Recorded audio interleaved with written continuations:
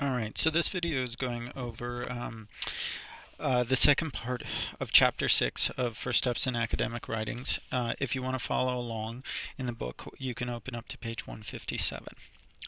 Okay, so we're going to just be working on sentence structure here.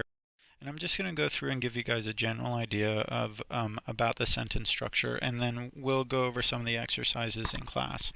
So one of the things that's getting introduced in this chapter is, sorry, let me fix this. Okay, good.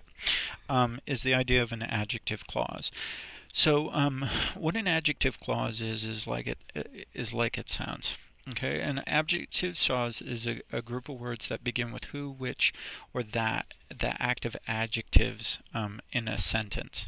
Okay, so there's three things that we want to keep in mind about adjective clauses.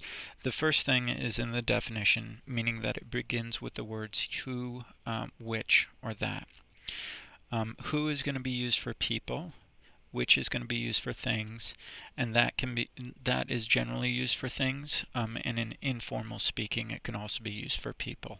It's used in both, but which is the more formal, who and which are the two more formal things to use.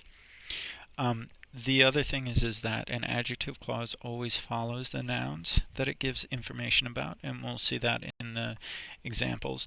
And then the last thing is that commas are sometimes used with adjective clause at the beginning and end of them, and sometimes they're not, and we'll talk more about that shortly. Okay, so let's take a look at this one. These are words, from practice 3 on page 158. And what I want you to do is I think these are the first 4 exercises there. In these exercises, what you need to do is to underline the adjective clause, circle the who, which, or that, and draw an arrow from the who, which, or that to the noun that the adjective clause gives more information about. So go ahead and just pause the video and try and do these 5 ones that are in your book. Okay, and then come back, unpause it, and we'll take a look at the answers. Okay, so let's look at this first one. The first one, the adjective clause, is who is 12 years old. And the thing you should have circled was who, and who refers back to George Kingsley. Now, one of the things we said earlier is that the adjective clause has to follow the noun that it modifies, or that it's about. So in this case, who is 12 years old is describing Gregory Kingsley. Okay, let's look at the next one. His mother, who neglected him and his brothers. Okay, so the adjective clause is who neglected him and his brothers. The who describes his mother, and you can see it goes directly after it. Okay, here in the next one we have he wants to be adopted by the Russes. Who are his foster parents? Who are his foster parents is the adjective clause, and the who describes the Russes. You can see that it's right after the word it describes. Now, this next one, I want you to notice a difference between these two. The first 3, we had commas. In the first 2, in 1 and 2, there was a comma before and after the adjective clause. In number 3, there was just a comma before it, but then a period at the end of it. You'll notice that in this one, there's no comma.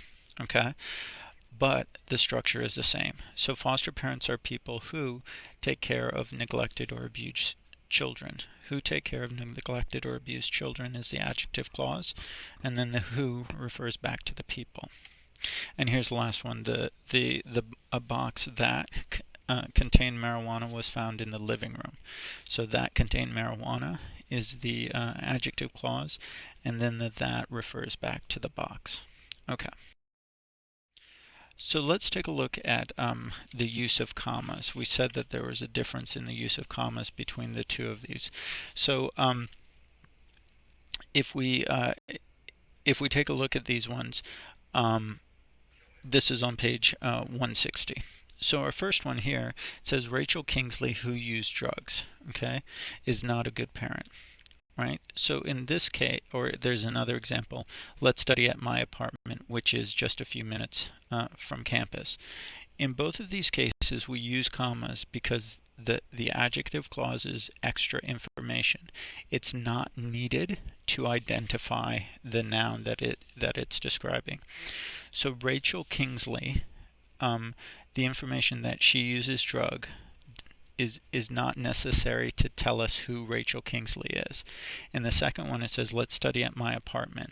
We don't need to know the location of it to understand that it's your apartment. But in the next one, we say a person who uses drugs is not a good parent. So in this case, we need the words who uses drugs, because we're not just saying any person is not a good parent. We're being specific that it's just a person who uses drug who's not a good parent. In the second one, they rented an apartment which was close to their children's school. And this one is a little bit less clear, but we're saying the information of where it was located is important. That it's describing which one it was. Okay.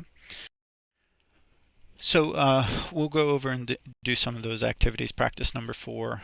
There's a number of adjective clause activities there, so you'll get the chance to practice some of these if you're at all unclear about it. And it's understandable if it's not the most clear thing.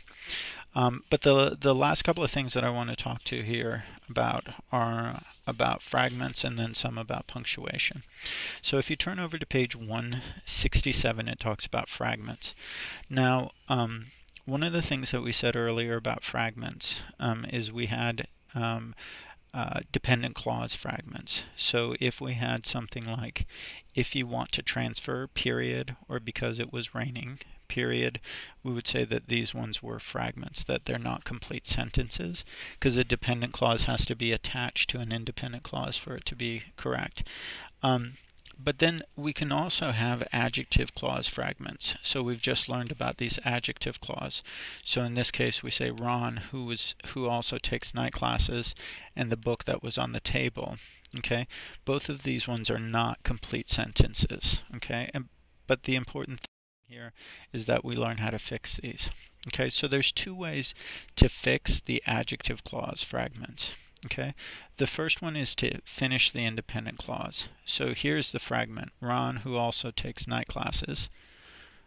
We complete the sentence. Ron, who also takes night classes, is very busy.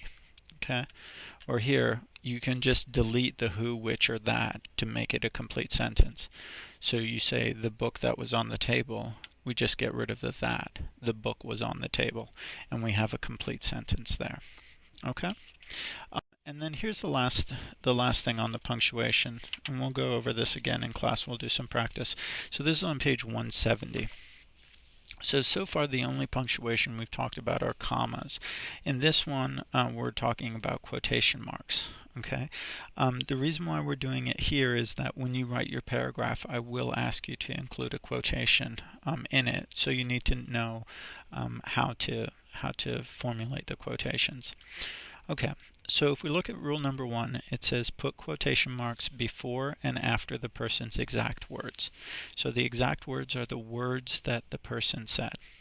So if we take a look at the example, it says classmate Sabrina Reyes says, comma, quotation mark, mothers of young children should not work because young children need their mothers at home, period, and then the quotation marks. Okay, so it's around the exact word that she says. You want to use, number 2 says you want to use a reporting phrase, such as he says or she stated. The reporting phrase can come before or after or in the middle of the quotation. Separate it with a comma or 2 commas. So if we look at it at the beginning of the sentence, it says she stated, and then there's a comma after it, and then the quotation, quote, it's not easy to be a single mother, period, quote, end quote. You can have it in the middle of the sentence. It's not easy, comma, quotation marks. She stated, comma, quotation marks, to be a single mother. Or you can have it at the end. It's not easy to be a single mother, comma, quotation marks, she stated. Okay. Another word that we can use, a reporting phrase, is according to. Okay. If you use exact words after a according to, you want to make sure you use quotation marks. So in this one, according to classmate Sabrina Reyes, comma, and then the quotation marks there. Okay, and I can see that I made a mistake. I didn't put a quotation at the end of that, but there should be one there. So the third point here is that you want to begin a quotation with a capital letter, and when a quoted sentence is separated into two parts, begin the second part with a small letter. So here's the example. It's not easy. The beginning of our quotation is with a capital I, but then we say comma, quotation mark, she stated, comma, and then a little t, quotation mark, and then a little t after that. All right, and the last thing here is that in general, commas, periods, and question marks go inside the second quotation mark of the pair. So she said goodbye. So it's period, quotation mark, not quotation mark, period. Don't leave so soon, comma, quotation mark. Why not? Question mark, quotation mark. Okay, so this is the order of things. All right, and we'll get the chance, if you want to go ahead and start working on practice 8, we'll work on that a little bit in class as well. Okay, all right, take care. We'll see you in class. Bye.